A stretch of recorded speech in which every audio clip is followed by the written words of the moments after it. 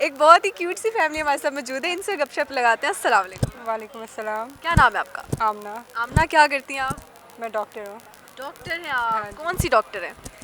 ICU की doctor हूँ। ICU की डॉक्टर है। मेरी बात सुने, इतना पढ़ते हैं आप लोग, इतनी मेहनत करते हैं, दिन रात एक करके डॉक्टर बना जाता है, तो कितनी स्ट्रगलिंग फेज था आपका? काफ़ी था, कोई 15 साल लगे डॉक्टर बनने में। तो एक वो आप किताबी कीड़ा वाला बच्ची थी, हाँ। कितने घंटे पढ़ती थी आप दिन में? जिन दिनों इम्तिहान हुए उन दिनों 17-17 घंटे भी पढ़ा। बस सोते थे और पढ़ते थे। कहाँ से आते हैं ऐसे हमारी बच्चे? अम्मा हमें खाना खिला देती थी और हम पढ़ा करते थे बैठ के। दुनिया में और कोई काम नहीं था? नहीं, और कोई काम नहीं था। इसके अलावा क्या एक्टिविटीज़ थी तब की जब आप पढ़ती थी? डिबेट्स में हिस्सा लिया और स्पोर्ट्स वगैरह में हिस्सा लिया। ज़बरदस्त हो गया। और तो कभी आपका हिडन टैलेंट क्या है? मेरा हिडन टैलेंट क्या है, काफ़ी सारे हैं। कैलीग्राफी का शौक़ है और क्राफ्ट्स वगैरह का शौक़ है। वुड वर्क करती हूँ। ज़बरदस्त, इतने हाँ। काम कैसे कर लेती है एक साथ में? बस दिन में 24 घंटे होते हैं, बंदा मैनेज करे तो हो जाते हैं। हमसे तो नहीं होते, हम तो सोते हैं उठते हैं। हाँ, टीवी नहीं ना देखती। सोशल मीडिया से कट ऑफ है आप? नहीं नहीं, सोशल मीडिया पे भी हूँ। अच्छा। सारा कुछ कर लेते हैं मैनेज। लेकिन कैसे, मतलब लाइक अगर आपकी मैं रूटीन पूछती हूँ, सुबह उठने से लेके क्या करती हैं आप? सुबह जल्दी उठते हैं, 2 बजे नहीं उठते, 12 बजे नहीं उठते, 6 बजे उठते हैं। सुबह नमाज़ पढ़ते हैं। साथ ना उन सब की बेइज्जती हो रही है जो लोग इतने लेट उठते हैं। हाँ नहीं, पाकिस्तान में ये बड़ी बीमारी है कि लोग टाइम पे नहीं उठते। चले तो खैर, सुबह तो 6 बजे उठते हैं, नमाज़ पढ़ते हैं, सुबह नाश्ता करते हैं, बच्चों को नाश्ता कराते हैं, फिर 8 बजे तक फ़ारिग हो जाते हैं। जिन दिनों जॉब होती है उन दिनों 6:30 बजे जॉब शुरू होती है, शाम 7 बजे तक जॉब होती है। जिन दिनों फ़ारिग होते हैं उन दिनों फिर वो सारा टाइम फ़ारिग होता है। ठीक है। तो बस तो शादी के बाद जो डॉक्टर की लाइफ है, कुछ लोगों का ये कहना होता है कि वो अपने पार्टनर को उतना टाइम नहीं दे पाती हैं। वो मतलब कि उनकी बिजी रूटीन गुजरती है पेशेंट्स के साथ और ये सब टाइम, तो उसमें फिर कितना मुश्किल होता है फैमिली को साथ साथ लेके चलना? उसके लिए बहुत ज़्यादा ज़रूरी है कि आपका लाइफ पार्टनर वाकई आपका लाइफ पार्टनर हो। उसके बगैर आप काम नहीं कर सकते। मतलब डॉक्टर की फील्ड में कर ही नहीं सकते? एक औरत मेरे ख्याल में हमारे माशरे में बगैर अपने स्पाउस की सपोर्ट के काम नहीं कर सकती, ऐसे ही है। एक बैलेंस लाइफ नहीं गुजार सकती। ठीक है। तो मेरे मियाँ बर्तन भी धोते हैं, कपड़े भी धोते हैं, बच्चों को भी मैनेज करते हैं, सारा कुछ करते हैं। तो एक्चुअली वो क्या, उनका क्या प्रोफेशन है? वो अकाउंटेंट है। ओके, तो अकाउंटेंट के साथ साथ उन्होंने, आपने पूरी घरदारी उनको सिखा दी? हाँ, उनको खाना भी पकाना आता है। जब मैं मसरूफ़ होती हूँ तो वो सारा कुछ संभाल लेते हैं। तो ये इतनी माशाल्लाह से, माशाल्लाह माशाल्लाह माशाल्लाह, नज़र ना लगे आपको, इतनी ज़्यादा आपकी वो अंडरस्टैंडिंग है, इतनी अच्छी। तो इस अंडरस्टैंडिंग के लिए सबसे अच्छी चीज़ या एडवाइस क्या करेंगे आप उन बच्चियों को जिनके भी शादियां हो रही हैं, क्योंकि शादियों का सीज़न चल रहा है ऑब्वियसली? कम्युनिकेशन। बंदे को जब ये पता ना कि उसको क्या चाहिए तो वो कम्युनिकेट कर सकता है। हमारे यहाँ प्रॉब्लम ये है कि हमें खुद नहीं पता होता कि हम क्या चाहते हैं ज़िंदगी से।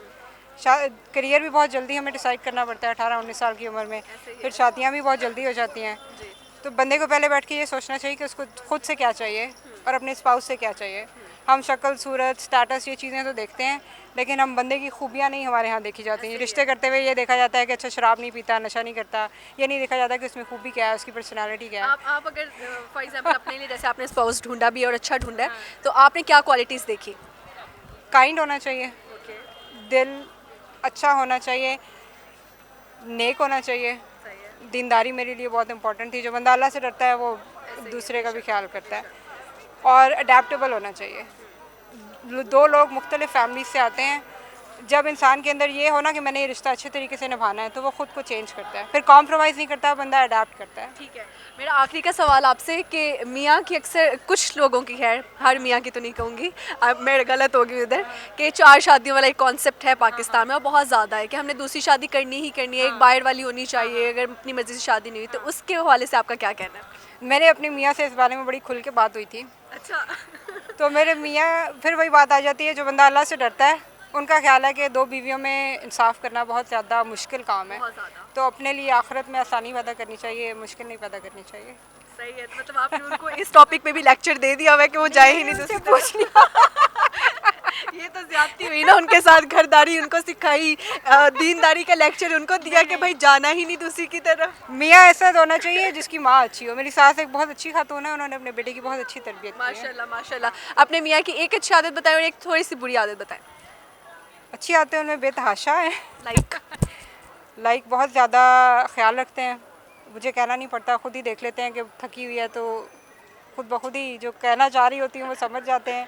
सही है। बुरी आदत ये है कि छोटी सी बात पे परेशान हो जाते हैं, अच्छा, सेंसिटिव। बहुत सेंसिटिव है। सही है। बच्चों को थोड़ा सा कुछ हो जाए तो बस उनकी नींद उड़ जाती है।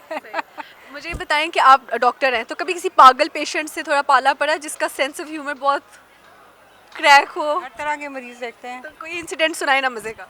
मैं आईसीयू में होती हूँ, तो उसकी निस्बत से दर्दनाक वाक़यात बहुत सारे हैं।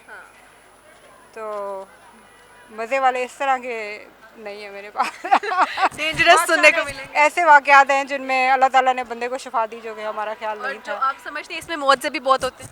हाँ, शिफा अल्लाह ताला के हाथ में है। बहुत सारे ऐसे लोग ठीक हो जाते हैं जो हमारा ख्याल नहीं होता, और बहुत सारे ऐसे नहीं भी बचते जो हमारा ख्याल होता है बच अब जाएंगे। मेरा वाकई में आखिरी सवाल आपसे, जो गली छाप डॉक्टर बैठे होते हैं, हर गली में एक डिस्पेंसरी खोल के या छोटी सी वो दुकान अपनी खोल के, और उनके पास हर बीमारी का इलाज पैरासीटामोल या इस तरह की दवाइयाँ होती हैं, उन डॉक्टर्स के बारे में क्या कहेंगे? डॉक्टर्स के बारे में तो नहीं, अवाम के बारे में लिए मेरा एक वाकई एक मैसेज है कि अब आजकल स्पेशली इंटरनेट का दौर है। हेल्थ लिटरेसी, चाहे सेहत के बारे में, इंसान के जिस्म के बारे में हमारे यहाँ बहुत कम मालूमात है। तो अपने आप को एजुकेट करें। डॉक्टर से सवाल करना आपका हक है। आपको अगर किसी चीज़ के लिए जाना पड़ रहा है तो जब तक आपको पूरी की पूरी तसल्ली नहीं होती वहाँ से उठ के मत आएं। जब तक आपको पूरी दवाई का भी पता होना चाहिए, अपनी बीमारी का भी पता होना यू आर चाहिए। पेइंग फॉर इट, तो आपको ऑब्वियसली। Absolutely, absolutely. ठीक है, देखने वालों को क्या मैसेज देंगे? यही मेरा मैसेज है कि अपनी सेहत का ख्याल रखें, बुरी आदतों से दूर रहें, और टाइम पे सोया करें, टाइम पे उठा करें। इस पे आपका बड़ा फोकस है। बहुत ज़्यादा फोकस है। ये बड़ी बीमारी फैल गई है हमारे माशरे में। ठीक है, बहुत शुक्रिया मिस, बहुत अच्छा लगा बात करके। Thank you so much.